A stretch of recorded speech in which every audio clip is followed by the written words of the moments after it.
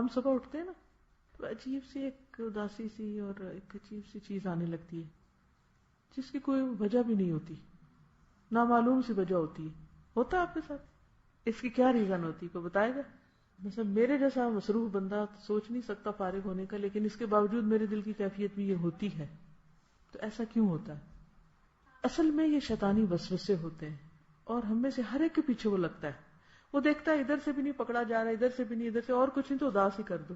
تو غمگین رہے گا تو کوئی جوش جذبے سے تو کام نہیں کرے گا نا بندہ، ہے نا. اس کو فوراً سوچتی ہوں، اللہ تعالیٰ ہی دل میں ڈالتا ہے کہ یہ تو شیطان کی طرف سے. شیطان خوف دلاتا ہے، شیطان غمگین کرتا ہے بندے کو.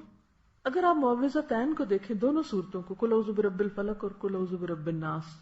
قل اعوذ برب الفلق میں آپ دیکھیں، قل اعوذ برب الفلق من شر ما خلق ومن شر غاسق اذا وقب ومن شر النفاثات فی العقد ومن شر حاسد اذا حسد. کتنے شر بیان ہوئے؟ ما خلق، غاسق، نفاثات اور حاسد، 4. ٹھیک ہے.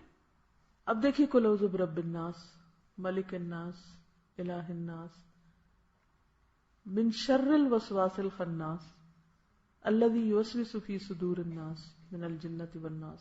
کتنے شر بیان ہوئے؟ من شر الوسواس الخناس. شر کا لفظ کتنی دفعہ آیا؟ 1 دفعہ. الفلق میں 4 دفعہ آیا اور یہاں 1 دفعہ آیا. وہاں اللہ کی صفات کتنی آئی ہیں؟ قل اعوذ برب الفلق 1 دفعہ، رب الفلق آیا.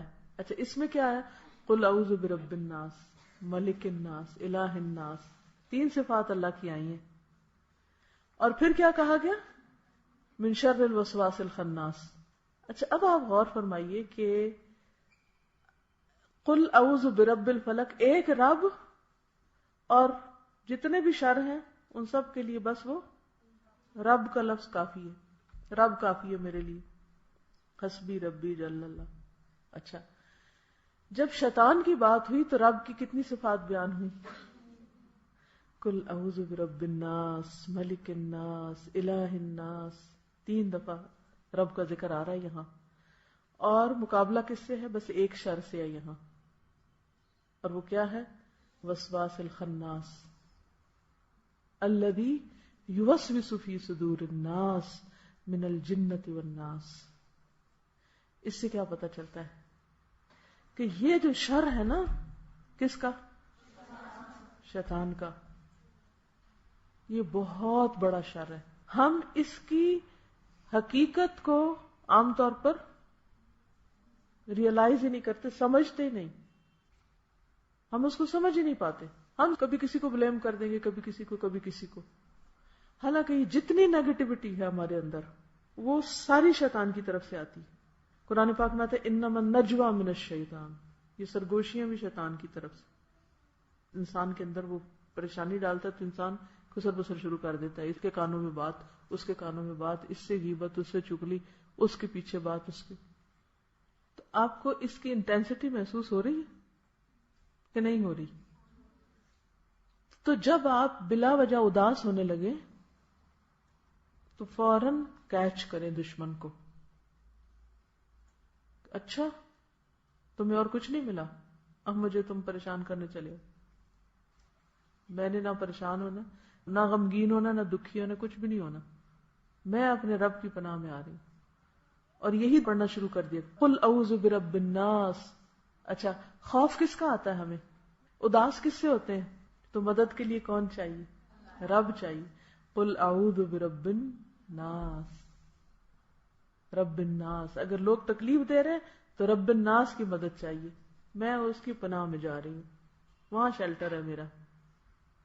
اور اگر لوگ بہت زیادہ یاد آ کے ستا رہے ہیں، 2 طرح ستاتے ہیں نا، یا تو وہ تنگ کرتے ہیں تو ستاتے ہیں، یا یاد آتے ہیں تو ستاتے ہیں. یہ بھی ستانے کی ایک قسم ہے. تو پھر ہم کیا کریں؟ We can't help ourselves. ہم کو کسی طاقتور کی مدد چاہیے، اور وہ اللہ ہی ہے جو مدد دے گا. اب مثلاً اگر ہم گھر والوں کو یاد کر کر کے روتے رہیں، دکھی رہیں، اداس رہیں، پریشان رہیں، کام چھوڑ بیٹھیں، ادھر روئیں ادھر روئیں، اس سے ذکر کریں، پھر فون کرنے شروع کر دیں، پھر کبھی کچھ حاصل ہے کچھ؟ اینڈ آف دا ڈے نتیجہ کیا نکلتا ہے بتائیے مجھے؟ کسی کو بھی یاد کرنے کا نتیجہ کیا نکلتا ہے؟ اس غریب کو تو خبر بھی نہیں ہوگی، کچھ بھی نہیں حاصل ہوتا. بالکل.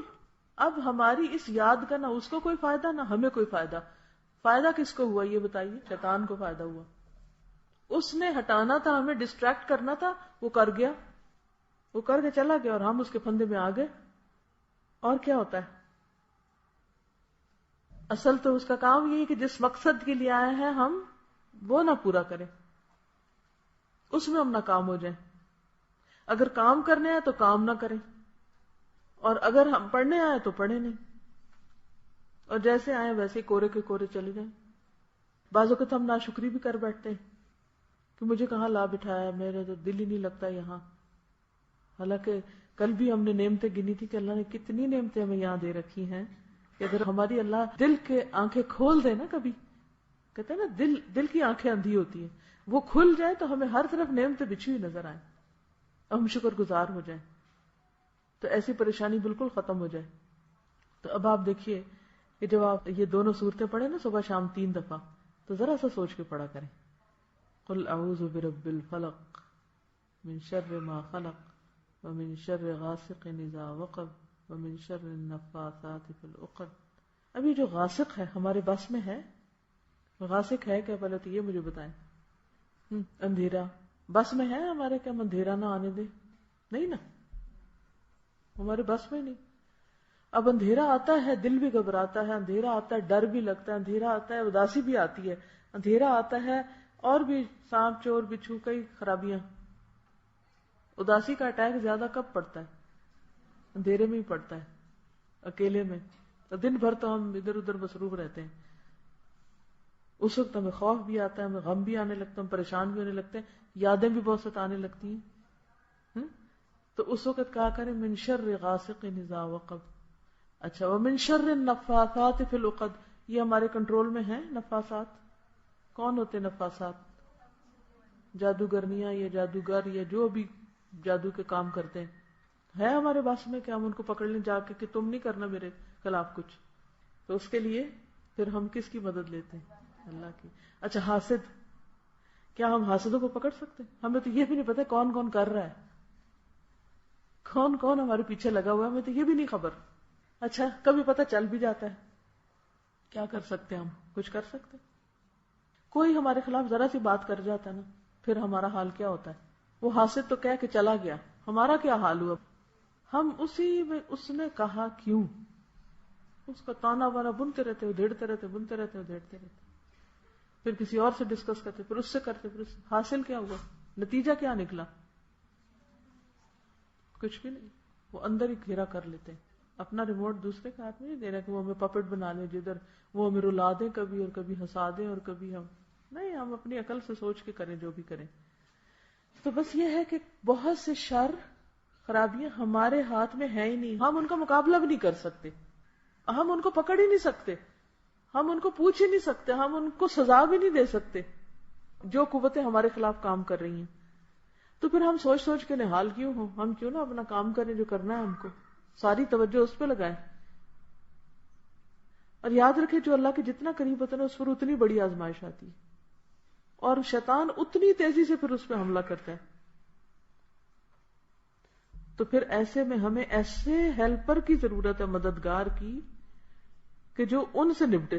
میں تو نہیں نپٹ سکتی، اللہ ہی نپٹے گا ان سے. تو پھر یہ دعائیں پڑھ لینی چاہیے اور اپنا کام کرتے جانا چاہیے. قل اعوذ برب الفلق من شر ما خلق ومن شر غاسق اذا وقب ومن شر النفاثات في العقد ومن شر حاسد اذا حسد. قل اعوذ برب الناس ملک الناس الہ الناس من شر الوسواس الخناس الذي يوسوس في صدور الناس من الجنة والناس. اور تو نہیں کسی نے کچھ بتانا تھا؟ ہاں آپ بتائیے. جب کبھی ایسی کیفیت ہو نا، کمپینین شپ چینج کریں، جگہ چینج کریں، کام چینج کریں، اور اپنی روٹین چینج کریں، اپنی ڈائٹ چینج کریں. یعنی کئی چینجز آپ لا سکتے ہیں، مختلف چیزوں میں چینجز لائیں تو آپ کی کیفیت انشاءاللہ ٹھیک ہو جائے گی. آج اتنا ہی کافی. سبحانک اللہم و بحمدک نشہد ان لا الہ الا انت نستغفرک و نتوب الیک. السلام علیکم و رحمۃ اللہ وبرکاتہ.